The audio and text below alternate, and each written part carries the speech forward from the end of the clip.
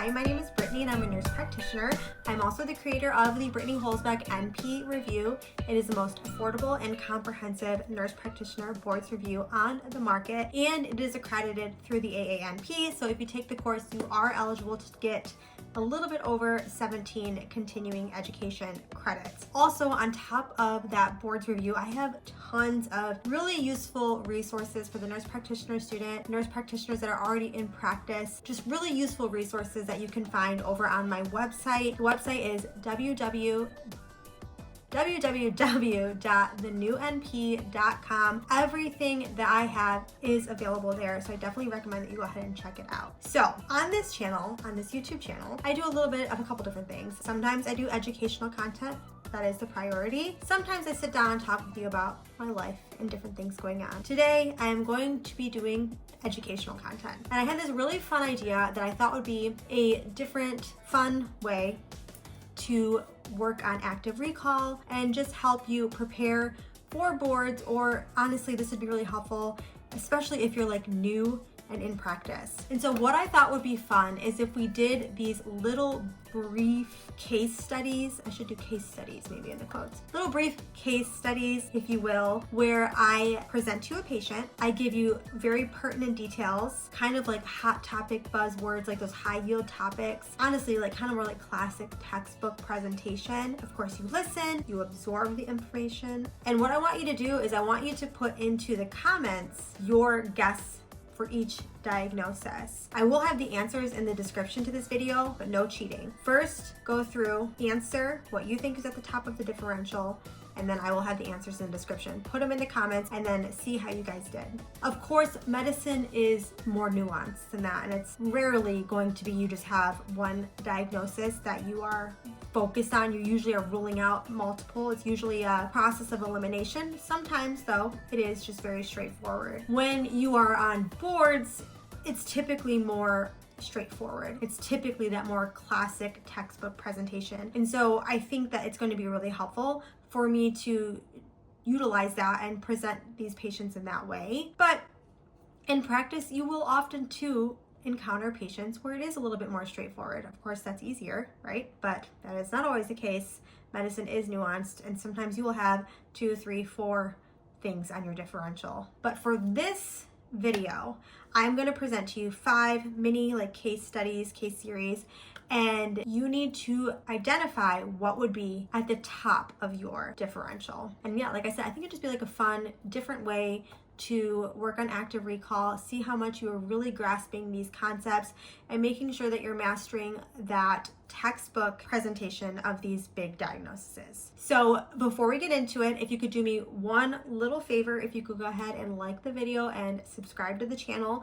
It is a free way to show your support, and it really does help the algorithm push out my content, and so I really appreciate it. So before we get into it, just like that video and subscribe to the channel, and we can just jump right into our little mini case series. All right, patient number 1. So patient presents with a spreading rash on the trunk composed of multiple oval pink patches distributed symmetrically along skin cleavage lines in a quote Christmas tree pattern. The rash began 2 weeks earlier with a single large oval patch, and then that rash spread. The patient reports a mild viral prodrome with nasal congestion and cough that preceded the rash. There is mild pruritus and no new recent medications, detergents, or lotions. What is at the top of your differential?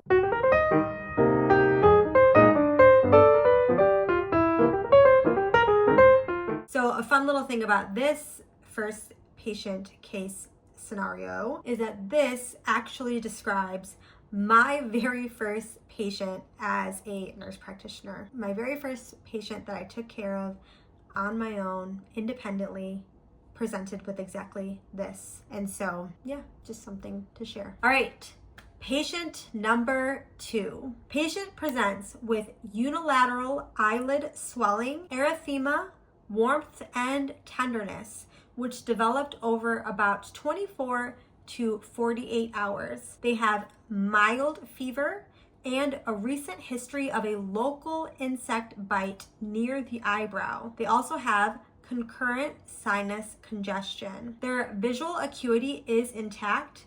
There is no proptosis. Extraocular movements are full and without pain, and the globe appears otherwise normal. What is at the top of your differential for patient number 2? And this is an important one because on the one hand, this can be managed outpatient, but on the other hand, something that you need to rule out is a true eye emergency. So 1, what's at the top of your differential? But 2, what is it that you need to rule out to make sure that this patient is not having a true eye emergency?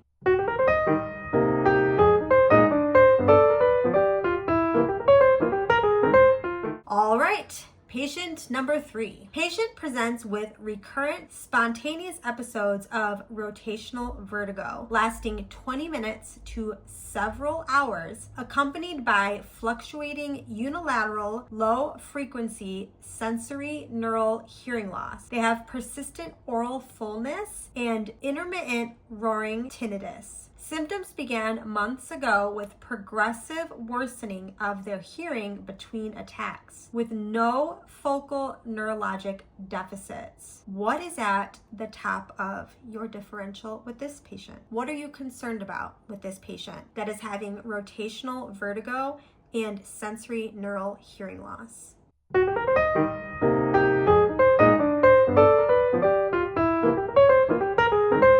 All right. Patient number 4. Patient presents with sudden onset of intense joint pain, swelling, erythema, and warmth in the first metatarsophalangeal joint that began overnight and limits the patient's weight bearing. The affected joint is exquisitely tender to the touch, and the patient reports prior intermittent attacks of similar but less severe pain, and a history of occasional alcohol binging and a diet that is high in red meat. What is at the top of your differential with this patient? And with this, I think that there could be a few things on your differential, but there are a few signs that stand out to me that would make me lean towards one way. They're having swelling, erythema, and warmth of that first metatarsophalangeal joint. That's one big red flag. Also, I'm hearing that they've had similar symptoms. This is just worse than what they've had in the past. And so all of that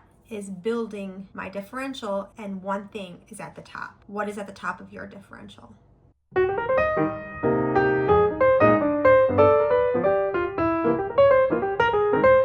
All right, and finally, let's do patient number 5. Patient number 5 presents with acute onset of steady right upper quadrant abdominal pain that began after a fatty meal. It radiates to the right shoulder and it's associated with fever, nausea, and anorexia. On exam, there is tenderness to palpation in the right upper quadrant with a positive Murphy sign and mild leukocytosis on labs. You order an ultrasound. And what do you order that ultrasound for? What are you looking for, and what is at the top of your differential with this patient? Again, this is that classic textbook presentation. Right upper quadrant pain after a fatty meal, radiates to the shoulder, and ding ding, positive Murphy's sign. You did your physical exam, you ordered labs, they do in fact have leukocytosis.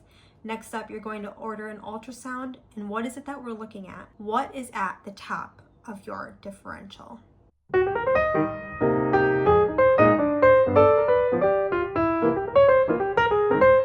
All right, well, that is going to end today's video. Hopefully you found it helpful and like a little fun way to really just hone in on these topics and test your knowledge and your true comprehension and understanding of these diagnoses. Again, like I said, medicine is more nuanced than these classic textbook presentations, but on your boards exam, this is typically more in line with how they are presented, and without a doubt, it still does happen in practice. I just don't want to lie and say that this is always how it happens, that people always present with those classic presentations. However, I hope you found it helpful. Let me know in the comments if you did, and then make sure you put your answers in the comments before you check the description to this video. No cheating. And let me know how you did.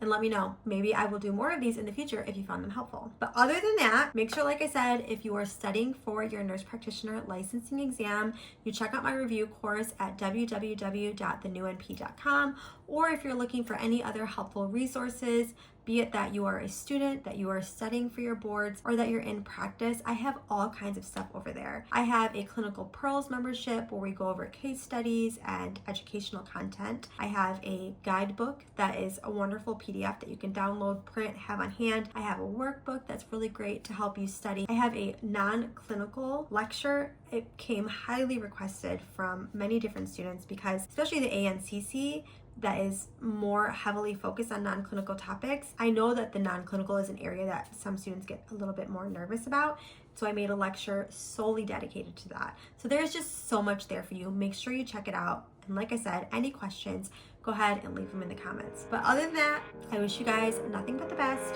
Don't forget to learn something new every day, and I will